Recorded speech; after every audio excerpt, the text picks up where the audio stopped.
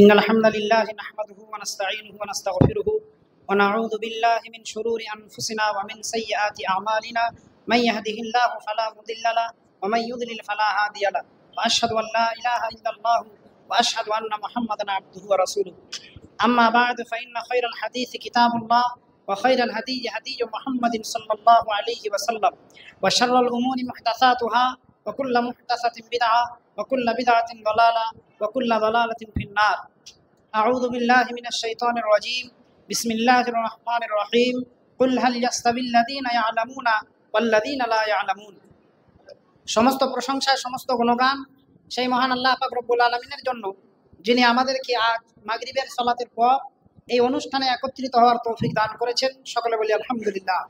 দরুদ অবতীর্ণ হোক বিশ্বনবী মুহাম্মদুর রাসূলুল্লাহ সাল্লাল্লাহু আলাইহি ওয়াসাল্লামের উপর। আল্লাহুম্মা সাল্লি আলাইহি আল্লাহুম্মা বারিক আলাইহি।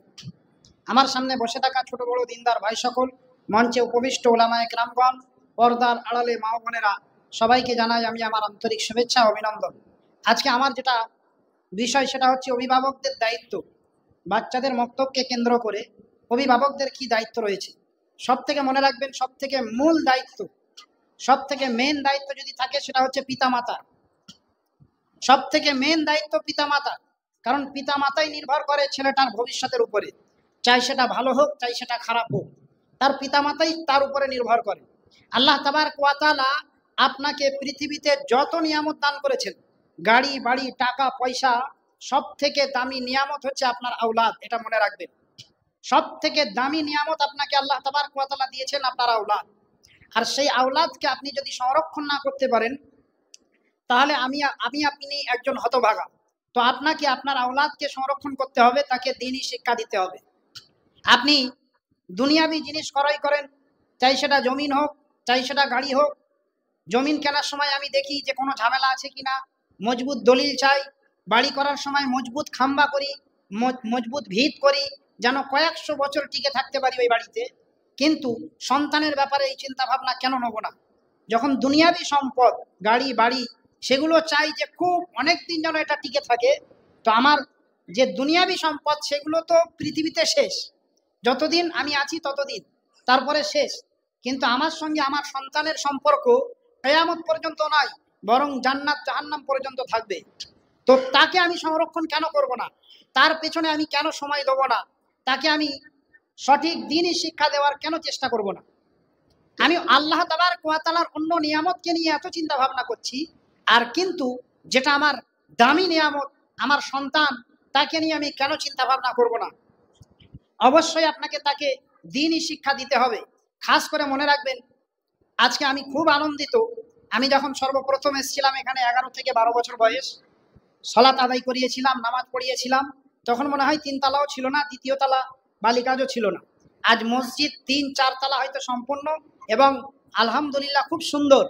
আর তার থেকে আরো বেশি আনন্দিত যে আজকে এই মসজিদে রহমানিয়া দিনিয়াত মক্তব আরম্ভ হচ্ছে। আর আল্লাহ তাবারক ওয়া তাআলা যেন এই মক্তবকে কিয়ামত পর্যন্ত কায়েম রাখে। তো আলহামদুলিল্লাহ, যে উদ্যোগ, যে আশা আপনারা নিয়েছেন, এতে আপনাদেরকে কায়েম থাকতে হবে এবং এটাকে কায়েম রাখার চেষ্টা করতে হবে। এটা খুব খুশির আনন্দের কথা যে এখানে রহমানিয়া দিনিয়াত মক্তব আরম্ভ হচ্ছে। তো আপনি পিতামাতা, আপনার খুব বড় দায়িত্ব। একটা বাচ্চা একটা শিক্ষকের কাছে থাকে 1 ঘন্টা, আর তার পিতামাতার কাছে থাকে 23 ঘন্টা। একটা শিক্ষকের যদি 1 ভাগ দায়িত্ব থাকে, তার থেকে 23 ভাগ দায়িত্ব বেশি আপনার। তো আপনাকে খেয়াল রাখতে হবে আপনার সন্তানকে সে যেন দ্বীনি শিক্ষা অর্জন করতে পারে। খাস করে মনে রাখবেন, আজকে যে যুগ, এখন যে যুগ, মোবাইল গেম, ফ্রি ফায়ার, এই যে ভাইরাসগুলো জন্মেছে, এই ভাইরাসগুলো আমার আপনার সন্তানকে কিন্তু খুব বড় রোগে আক্রান্ত করবে, যেই রোগটা তাকে জাহান্নাম পর্যন্ত নিয়ে যাবে। ওই জন্য এই ভাইরাস থেকে, এই রোগ মুক্ত জীবন যাতে আপনার সন্তান তৈরি করতে পারে, তাকে আপনাকে দ্বীনি শিক্ষা দিতে হবে। আল্লাহ তাবারক ওয়া তাআলা বলছেন, কুল হাল ইয়াস্তাবিল্লাযীনা ইয়ালামুনা ওয়াল্লাযীনা লা ইয়ালামুন। হে নবী, আপনি বলে দিন, যাদের ভিতরে দ্বীনি শিক্ষা আছে, যারা জানে, আর যারা দ্বীন সম্পর্কে জানে না, তারা কি সমান হতে পারে? ইন্নামা ইয়াতাযাক্কারু উলুল আলবাব। নিশ্চয় যারা বুদ্ধিমান, তারাই আল্লাহ রসুলের কথা বুঝতে পারে, তারাই উপদেশ গ্রহণ করতে পারে। তো আপনাকে আপনার সন্তানকে দ্বীনি শিক্ষা অবশ্যই দিতে হবে। খাস করে যদি আপনি এই যুগের ভাইরাস, এই যুগের নোংরামু থেকে তাকে বাঁচাতে চান। আসুন পিতামাতাকে কেন্দ্র করে কয়েকটি কথা। নাম্বার 1, আপনার সন্তান রহমানিয়া দিনিয়াত মক্তবে পড়তে আসছে, আপনি পিতা চাই হন মাতা যেই হোক, আপনার প্রথম দায়িত্ব আপনাকে খেয়াল রাখতে হবে যে আপনার বাচ্চা কামাই করছে কিনা। এটা হলো নাম্বার 1 দায়িত্ব। প্রত্যেক দিন যেন সে ঠিক সময়ে মক্তবে চলে আসে, এটা আপনার মেন দায়িত্ব, প্রথম দায়িত্ব। এটা কেন বললাম? কারণ খুবই দুঃখের বিষয়, আমাদের এলাকায়, স্থানীয় এলাকায় কি হয়, একদিন বিয়ে বাড়ি, একদিন নানির বাড়ি, একদিন ক্ষীরপেটে, একদিন পানচিনি, এই করে করে কি হয়, মাসে হয়তো দেখা যায় একটা বাচ্চার 20 দিন মক্তব কামায়, 4 দিন ছুটি, তো এইভাবে 20 দিন মক্তব কামায়।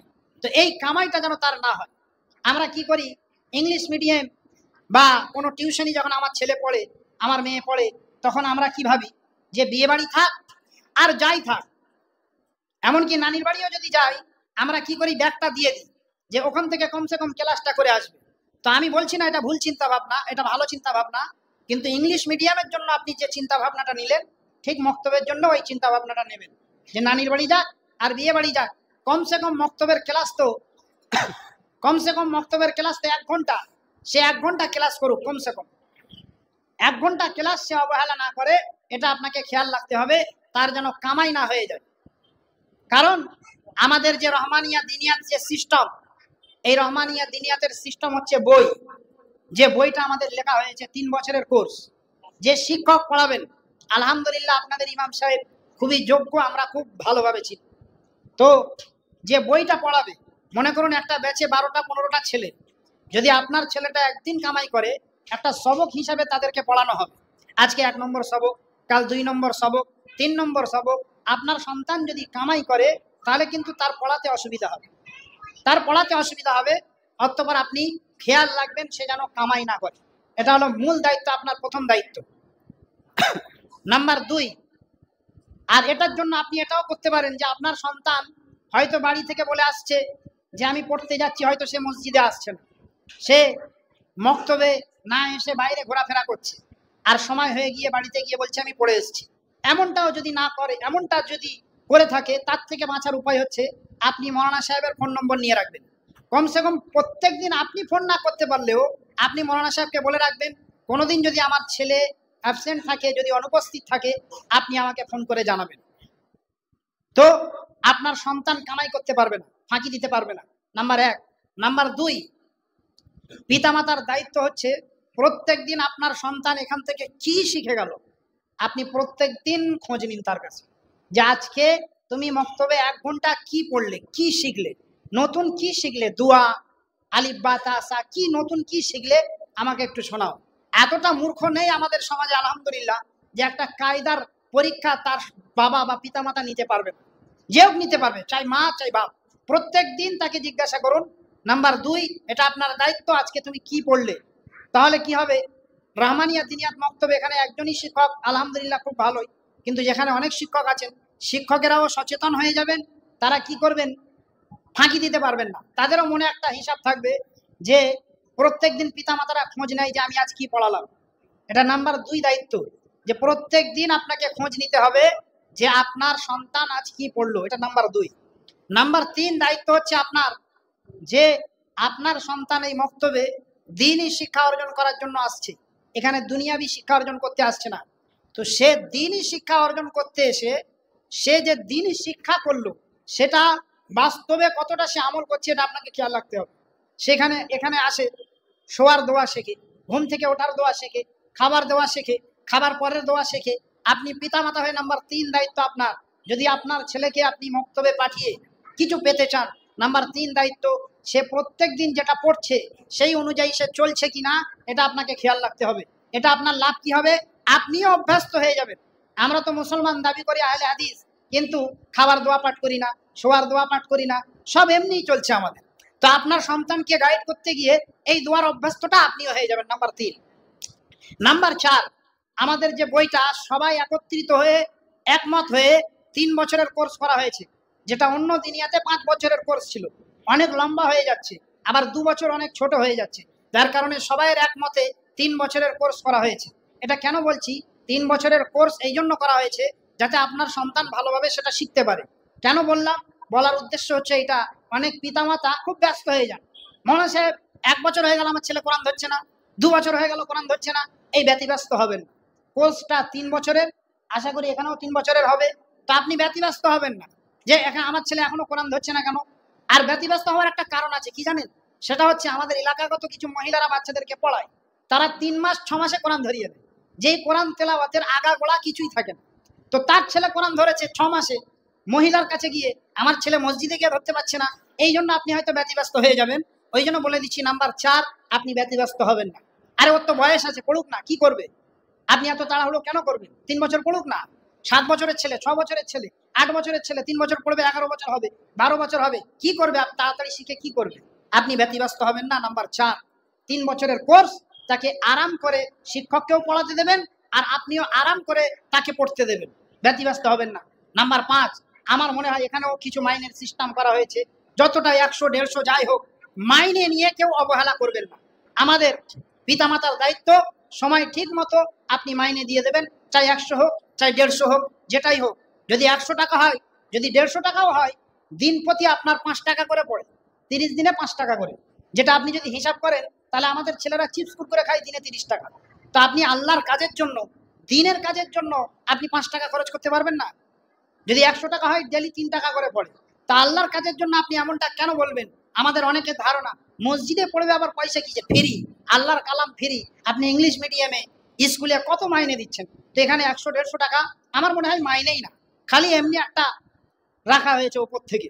তো এই 100 টাকা 150 টাকা যেটাই মাইনে হোক আপনি দেবেন, এটা আপনার, আশা করি আপনার সন্তানের পেছনে খরচ হবে। আর আমি গ্যারান্টি দিয়ে বলবো, আপনি আপনার জীবনে যত খরচ করছেন সব থেকে দামি খরচ করছেন এই জায়গাটা, সব থেকে কাজের জায়গায় আপনি এটাই খরচ করছেন। তো মাইনে নিয়ে কেউ গাবারি করবেন না, সঠিক সময়ে যেটা ফিক্স থাকবে 100 150 আপনি দিয়ে যাবেন। আপনি হিসাব করে দেখবেন অন্য জায়গায় আপনি অনেক খরচ করে দেন। জিও রিচার্জ বাড়িয়ে দিয়েছে, আমরা রিচার্জ ছাড়িনি, রিচার্জ ঠিক করে যাচ্ছি, কিন্তু এইসব সময় আমরা গাবারি করে থাকি। আমি অন্য জায়গার অভিজ্ঞতা বলছি। নাম্বার 5, এটা আমার দায়িত্ব যে তার মাইনে হলে ঠিক সময় মতো দিয়ে দেওয়া, তাহলে কি হবে, মক্তবের দায়িত্বে যারা আছে তারা কাজটা ঠিকঠাক ভাবে করতে পারবে। নাম্বার 6 এবং শেষ, এটা আমি বলে শেষ করে দেবো ইনশাআল্লাহ। আপনি যদি দেখেন আপনার সন্তান এই মক্তবে পড়ে খুব অন্যতম বা খুব ভালো ব্রেন, তার খুব ভালো বুদ্ধি এবং সে খুব সুন্দর তেলাওয়াত করছে, খুব তার ব্রেন ভালো, আপনি এখান পর্যন্ত তাকে শেষ করবেন না, তাকে আপনি আরো এখান থেকে নিয়ে গিয়ে অন্য জায়গায় ফেলবেন, যেখানে গিয়ে সে হাফেজে কোরআন হবে, আলেমে দ্বীন হবে। প্রত্যেকটা আলেম পৃথিবীতে যারাই এসছে, আর ইবনে তাইমিয়া বলুন আর আল্লামা আলবানী রহমাতুল্লাহ আলাইহি বলুন, যারাই বলুন, তাদের প্রথম পা রাখতে হয়েছিল মক্তবে। এই মক্তব থেকে আপনি শেষ করে দেবেন না। যদি আপনি বুঝতে পারেন যে আমার ছেলেটার পড়ার খিদে এখনো আছে, তার ব্রেন ভালো, তাকে এখান পর্যন্ত শেষ করবেন না। এখানের পরে আমাদের পাশে মাদ্রাসা আছে, আপনার যেখানে ভালো লাগবে, আলহামদুলিল্লাহ বদরতলার অনেক ছেলে গাজী পড়াই পড়ে, তো যেখানে আপনার ভালো লাগবে আপনি সেখানে আপনার সন্তানটাকে দেবেন, এবং সেখান থেকে হাফেজ আলেম অবশ্যই বার হবে ইনশাআল্লাহ। আর যখন এই মক্তবের ছেলেটা ওখান থেকে হাফেজ আলেম তৈরি হয়ে আসবে, তখন মনে রাখবেন আপনি যে 100 বছর 50 বছর 20 বছর 10 বছর ধরে যে মক্তবের পেছনে আপনি মেহনত করছিলেন, আজ আপনি সফল কাম। তো আল্লাহ তাবারক ওয়া তাআলা আমাদের এই মক্তবকে আল্লাহ তুমি কিয়ামত পর্যন্ত কায়েম রাখো। যেভাবে মক্তব চলছে আল্লাহ আরো উন্নত করার আল্লাহ তুমি তৌফিক দান করো। আমাদের সন্তানদেরকে আল্লাহ তুমি দ্বীনি শিক্ষা অর্জন করার তৌফিক দান করো। আমাদের সন্তানেরা যেন দ্বীনি ইলম অর্জন করে ঈমান আমল সঠিকভাবে করতে পারে এবং সেই অনুযায়ী নিজেকে জাহান্নাম থেকে বাঁচিয়ে জান্নাতি বানাতে পারে, আল্লাহ সেই তৌফিক তুমি দান করো। রব্বানা তাকাব্বাল মিন্না ইন্নাকা আনতাস সামিউল আলিম ওয়া তুব আলাইনা ইন্নাকা আনতাত তাওয়াবুর রহিম। সুবহানা রাব্বিকা রাব্বিল ইজ্জাতি আম্মা ইয়াসিফুন ওয়া সালামুন আলাল মুরসালিন ওয়ালহামদুলিল্লাহি রাব্বিল আলামিন। ওয়াসসালামু আলাইকুম ওয়া রাহমাতুল্লাহি ওয়া বারাকাতুহু।